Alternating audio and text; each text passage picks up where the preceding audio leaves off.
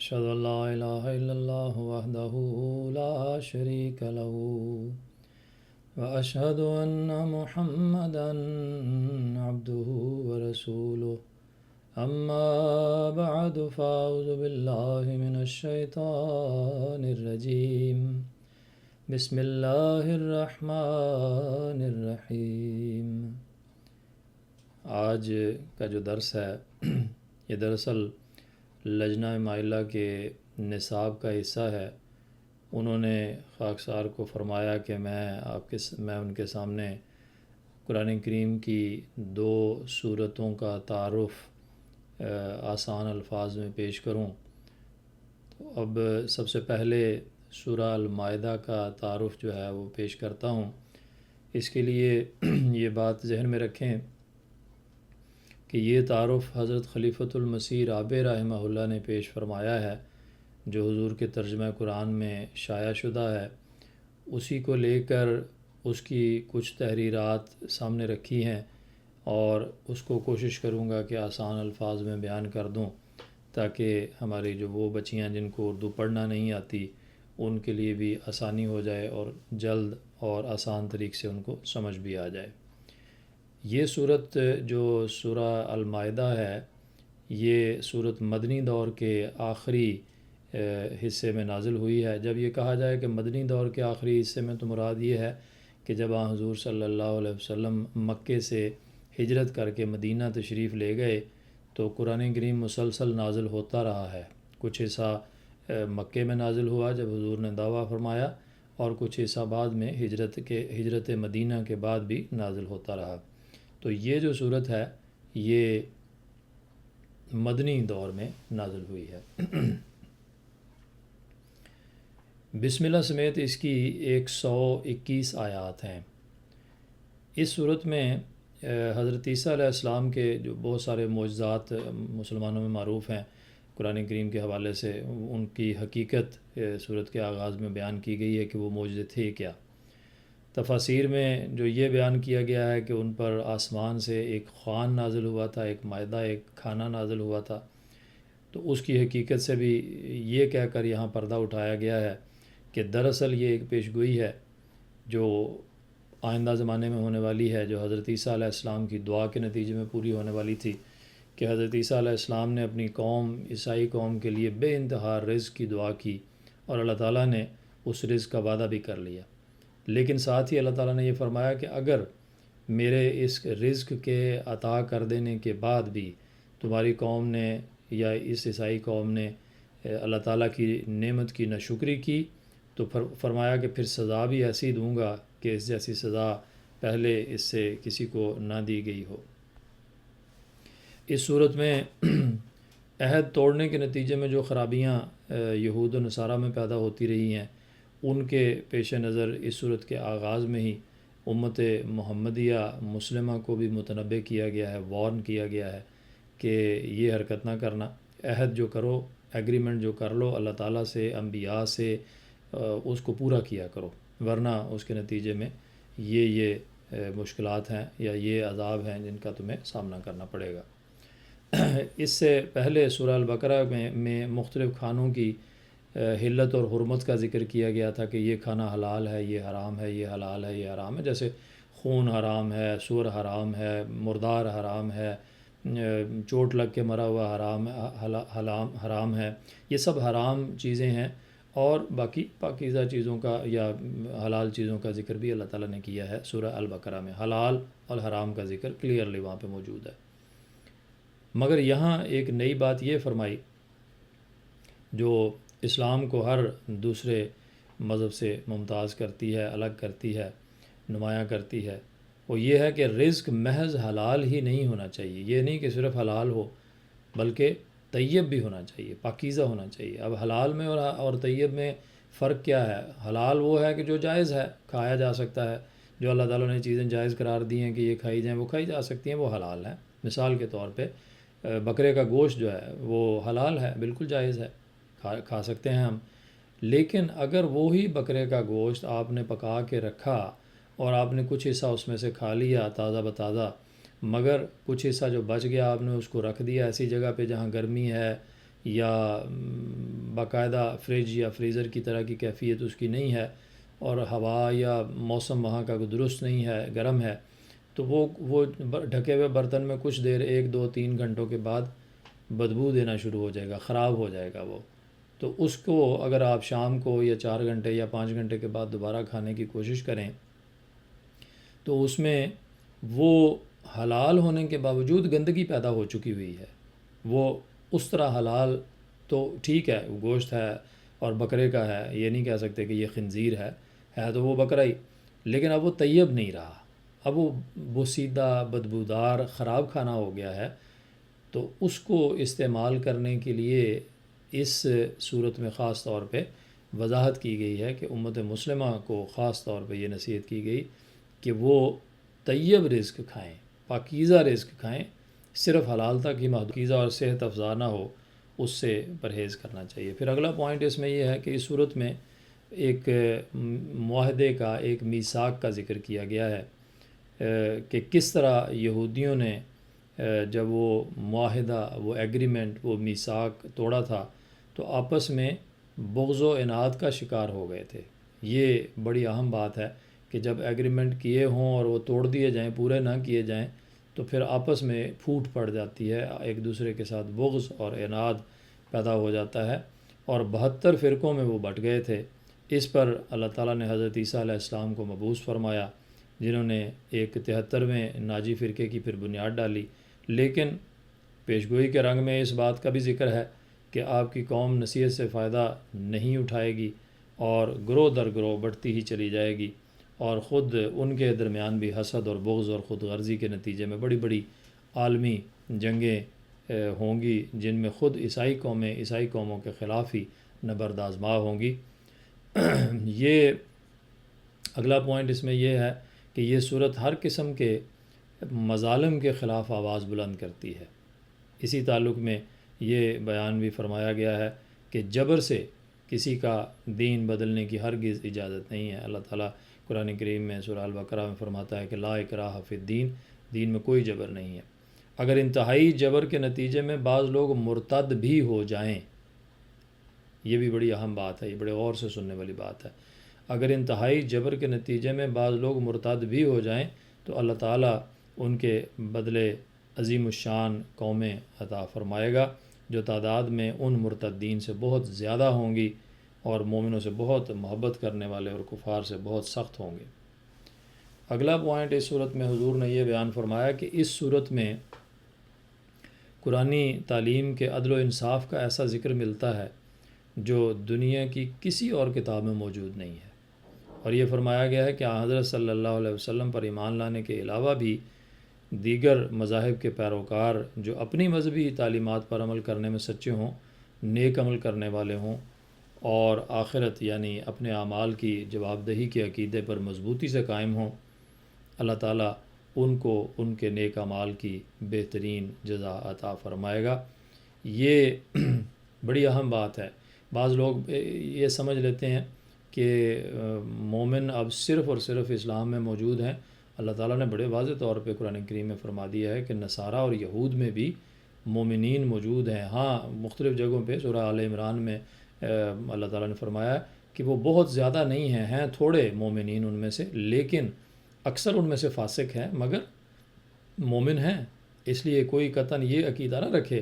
کہ یہود و نصارہ تمام کے تمام ہی بگڑ گئے ہیں اور ان کے اندر سب جو ہیں وہ ایسے لوگ ہیں جن کا کوئی تعلق بھی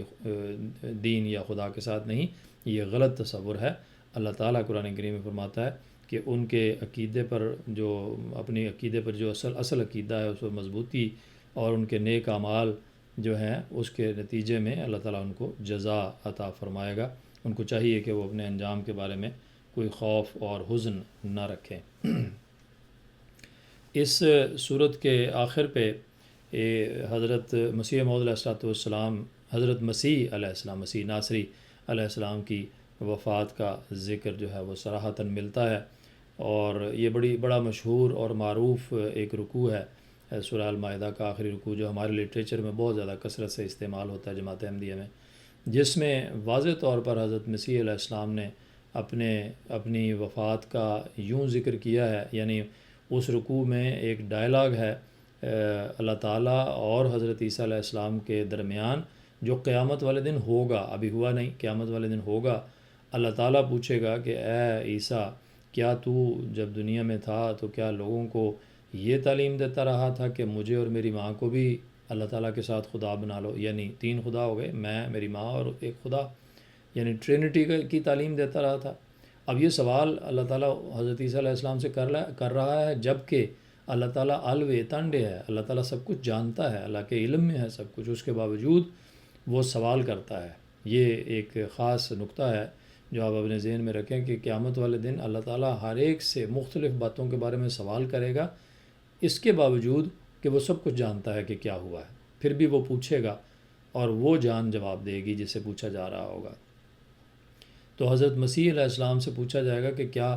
آپ نے یہ تعلیم دی تھی؟ تو وہ آگے سے جواب دیں گے کہ اللہ میاں یہ کیسے ممکن ہے، یہ میرے لیے تو جائز ہی نہیں ہے کہ میں وہ بات کہوں جس کا مجھے حق نہیں ہے۔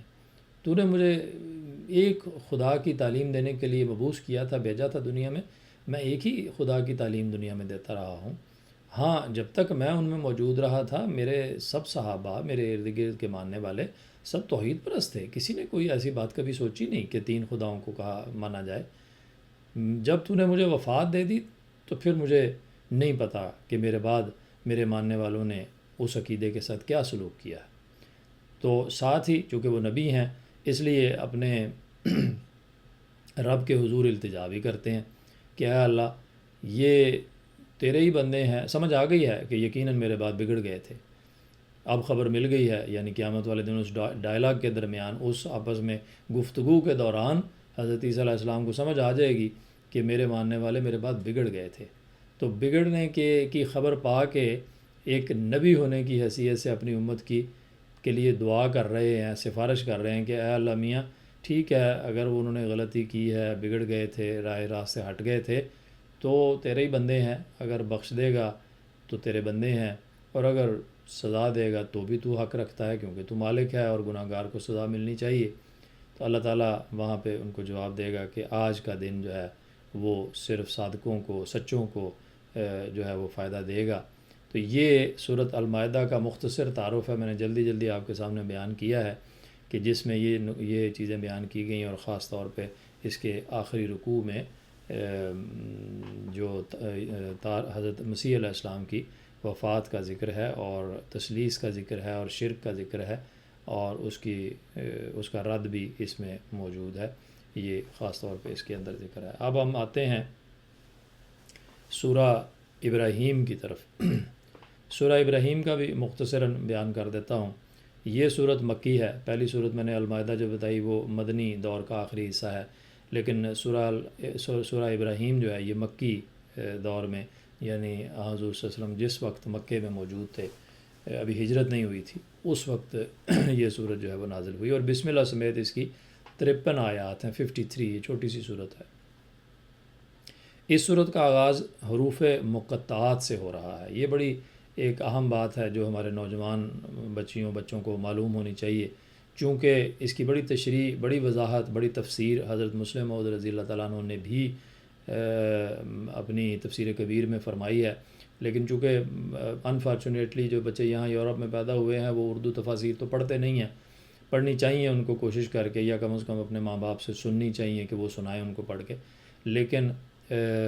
اس میں یہ چیزیں بیان کی گئی ہیں، تو میں ابھی آپ کو مختصراً اس کا تھوڑے سے وقت میں بتا دیتا ہوں۔ حروف مقطعات وہ حروف ہیں جو اکثر صورتوں کے آغاز میں چند حروف لکھے ہوتے ہیں جن کا بظاہر غیر احمدیوں کا یہ عقیدہ ہے کہ جن کا کوئی مطلب نہیں، یہ غیر احمدیوں کا عقیدہ ہے، ہمارا عقیدہ یہ نہیں ہے۔ مثال کے طور پہ سورہ البقرہ قرآن کریم میں جو دوسری سورہ ہے، اس میں اللہ تعالیٰ کلام کو شروع یہاں سے کرتا ہے الف لام میم۔ اب یہ جو الف لام اور میم 3 حروف ہیں، ان کو حروف مقطعات کہا جاتا ہے، مگر غیر احمدی کہتے ہیں کہ یہ وہ حروف ہیں جن کا ہمیں نہیں پتہ، یعنی انسانوں کے علم میں نہیں ہے کہ یہ کیا ہیں اور کیوں ہیں، اللہ تعالیٰ ہی نے اپنے پاس اس کا علم رکھا ہوا ہے، وہ شاید قیامت والے دن ہمیں بتا دے، لیکن ابھی ہمیں اس کی ضرورت نہیں ہے، ہمیں اس کا پتہ نہیں، مگر یہ بات درست نہیں ہے۔ اللہ تعالیٰ نے اگر انسانوں کو اس کا علم دینا نہیں تھا، اگر انسانوں کے ساتھ اس کا کوئی تعلق نہیں تھا، تو پھر اس کلام میں اللہ تعالیٰ نے درج کیوں کیا جو انسانوں کے لیے نازل کیا گیا ہے۔ یقیناً جب وہ انسانوں کے لیے نازل کیا گیا ہے تو اس کا علم بھی اللہ تعالیٰ نے انسانوں کو دیا ہے۔ ہاں، اگر یہ لوگ حضرت مسیح موعود علیہ الصلوۃ والسلام اور ان کے خلفاء کو مانتے اور بیعت کر لیتے تو ان کو یہ علم بھی دے دیا جاتا۔ حضرت مسیح موعود علیہ الصلوۃ والسلام نے بھی بڑی اس کی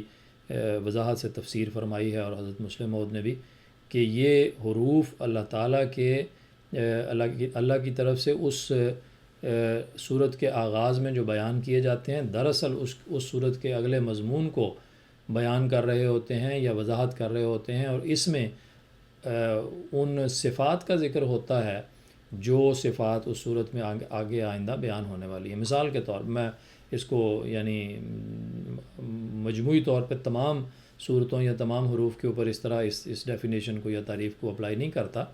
لیکن عمومی طور پہ یہی تعریف ہے اس کی حروف مقطعات کی۔ مثال کے طور پہ الف لام میم میں نے ابھی بتایا، 3 حروف ہیں، تینوں جو ہیں وہ ایبریویشنز ہیں، وہ کھوٹنگر ہیں، یا وہ اختصار کے ساتھ ایک ایک حرف اس میں سے لیا گیا ہے ایک لفظ میں سے۔ جیسے الف جو ہے یہ ایک عربی لفظ میں سے لیا گیا ہے، عربی لفظ ہے انا، میں، اور اللہ اگلا دوسرا لفظ ہے جس کا ایک حرف جو ہے وہ لیا گیا لام، اور اعلم تیسرا حرف ہے جس کا تیسرا لفظ ہے جس میں سے ایک حرف لیا گیا ہے اعلم، کہ انا اللہ اعلم، میں اللہ جو خوب جاننے والا ہوں۔ یہ 3 جو ہے الفاظ ہیں جن کو ایک جگہ پہ الف لام میم کے طور پہ جمع کر دیا گیا ہے، انا اللہ اعلم، میں اللہ خوب جاننے والا ہوں۔ اب اس کا مطلب یہ ہے کہ سورہ البقرہ کے اندر اللہ تعالیٰ نے اپنے علم کے بارے میں بیان کیا ہے کہ مجھے علم ہے کس کس چیز کے بارے میں، ہر ایک چیز کے بارے میں عالم ہوں، ہر چیز کا علیم ہوں، میرے پاس سب کا علم ہے ہر چیز کا۔ تو اللہ کی صفت علیم جو اگلی صورت میں بیان ہونے والی ہے، اس کا مختصراً 3 حروف کے اندر اللہ تعالیٰ نے الف لام میم کی صورت میں بیان کر دیا۔ تو اس میں بھی یہ جو صورت ہم پڑھ رہے ہیں سورہ ابراہیم، اس صورت کا آغاز بھی حروف مقطعات سے ہو رہا ہے، اور سورہ یونس میں جہاں الف لام را یہ 3 حروف ہیں، الف لام را پہلے آ چکا ہے، وہی تشریح حضرت خلیفۃ المسیح رابع نے اس کی تشریح سورہ یونس کے آغاز میں کی ہے، اس میں بھی وہی اس کی تشریح ہے۔ ابھی میں اس کی تفصیل میں نہیں جاتا کیونکہ صورت کا تعارف باقی کا ہم بیان کر لیتے ہیں۔ اس صورت میں ایک نئی بات یہ بھی پائی جاتی ہے کہ قتل مرتد کے عقیدے کی بحث اٹھائی گئی ہے۔ مرتد کہتے ہیں جو شخص اپنے دین کو چھوڑ کر کوئی نیا دین اپنا لے تو کہتے ہیں کہ وہ ایک دین سے مرتد ہو گیا۔ عوام الناس میں، عام لوگوں میں، مسلمانوں میں یہ بات بڑی عام پھیلائی جاتی ہے آج کل، خاص طور پہ ان چند سالوں کے اندر کہ جو بھی شخص دین اسلام کو چھوڑ کے چلا جائے کسی اور دین میں تو اس کو قتل کر دیا جائے۔ حالانکہ یہ بڑی سخت، بالکل خلاف اسلام، خلاف تعلیم قرآن ہے، لیکن خیر میں اس بحث میں نہیں جاتا اس وقت، وہ اس کا وقت نہیں ہے۔ صرف اتنا مختصر بیان کر دوں کہ سورہ ابراہیم میں اللہ تعالیٰ نے اس بحث کو چھیڑا ہے اور فرمایا گیا ہے کہ قتل مرتد، یہ بڑے غور سے سننے والی بات ہے، حضور خلیفۃ المسیح رابع رحمہ اللہ نے فرمایا قتل مرتد کا عقیدہ